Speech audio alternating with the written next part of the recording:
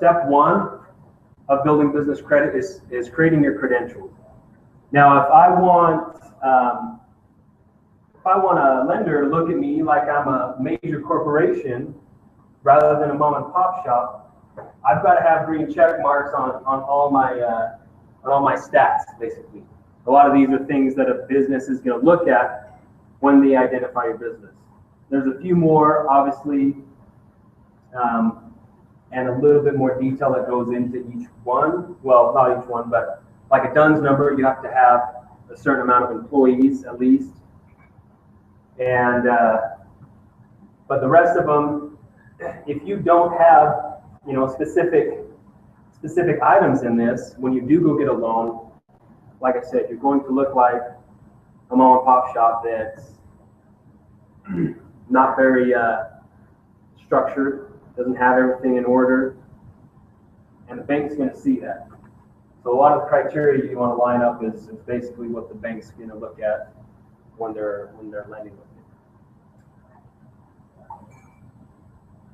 Second step is to establish trade lines. So getting vendors that report to the credit bureaus often.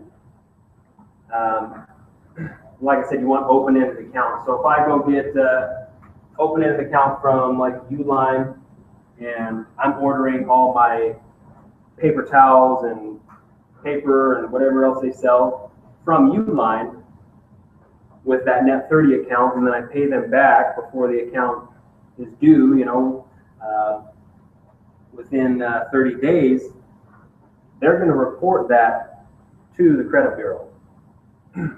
So a lot of people are already buying product in their business. I mean, how many of you are buying product for your business in one way or another? Yeah, so that same product that you're buying could be tracked for your credit. Simple as that. And you don't have to go in debt, like I said. You get open-ended accounts. They give you, you know, an open account for, say, $100,000.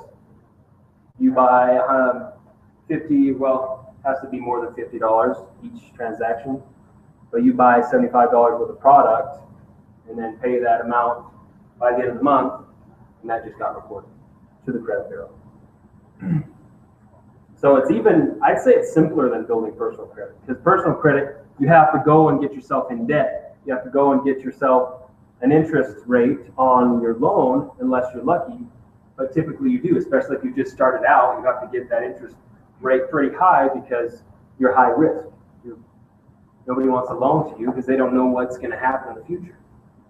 And a lot of times you have to secure the account when you're first starting out. When I first started building credit, I got a credit card for $500, and I had to put $500 in an account to secure that credit card. Yeah, go ahead. So is there like somewhere you search on the Amazon website to apply for a trade line or something? I'm not sure about Amazon. You can probably call them and ask them. Some of them build better than others, and so I would recommend Uline, Quill. Vistaprint does, but they don't allow you an open-ended account. You have to pay it right then and there, but they do report. But you want to make sure that you have the credentials, one, and then you're talking to, you know, an account rep there that is going to get your account set up that way that they're recording that information. So I believe you need to send a lot of those credentials to them, your DUNS number and things like that. But the account rep at whatever store you're going to should be able to answer a lot of those questions. Step 3. So like I said, you have to buy $50 or more of product for them to calculate it.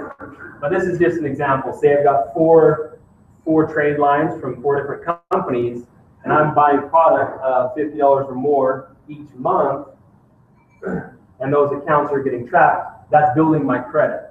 Now, you know, this isn't an exact science. You're not going to, you know, build credit exactly like that, but that's how it works. They start recording, and you start building your credit limit.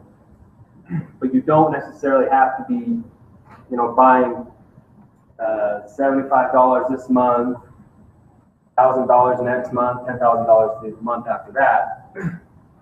You just have to consistently be buying product and working with those companies. Now, if you don't pay the bill, then you're shooting yourself in the foot, because it's going to be hugely affected on you, just like anything.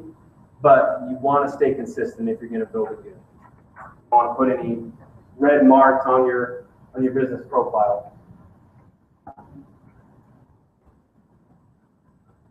Step 4 is establishing larger lines. So I did talk about how, staying consistent, but eventually when you start getting into, 100,000, 500,000, you're going to want to get, some bigger accounts, whether it's a line of credit, a business vehicle, or equipment, like we talked about, office equipment, manufacturing equipment, whatever it is. But in order to keep growing, you do have to establish a little bit bigger line to show the creditors that you are worthy. But the starting point is going to get you to where you can do this. If you never start, you're never going to be able to take the step. And this might be the only step you need to increase the productivity of your business, is getting a company vehicle or manufacturing equipment, or whatever the case is.